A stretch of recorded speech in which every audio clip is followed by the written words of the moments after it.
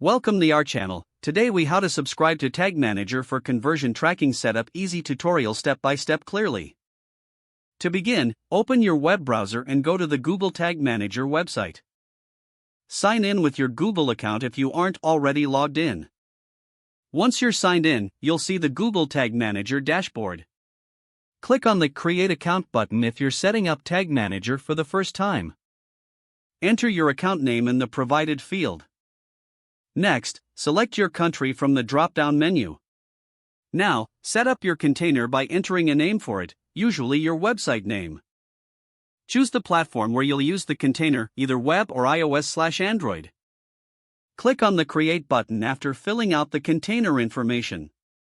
Read and accept the Google Tag Manager Terms of Service Agreement. After that, a setup screen will appear with a code snippet. You'll need to install this code on your website for Tag Manager to work. Copy the first code snippet and paste it into the header of your website. Next, copy the second code snippet and paste it into the body of your website.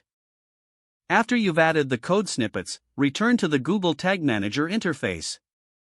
Click on New Tag to create a conversion tracking tag. Select the type of tag you wish to create, for example, Google Analytics. Configure the tag by entering your tracking ID and setting up the trigger. A common trigger for conversion tracking is a form submission or button click. Define your trigger and make sure it matches your conversion goals. Once everything is set up, click the Submit button to publish your changes. Give your version a name and add any notes for future reference. Click Publish to make your tag live on the website. Finally, test your tag using the preview mode to ensure it's firing correctly. You are now set up to track conversions using Google Tag Manager. If the page does not load, refresh the browser or try again in a private or incognito window. Make sure you are using the correct email address, then retype it carefully to avoid small typos. If your password is not accepted, use the reset option and create a new strong password you can remember.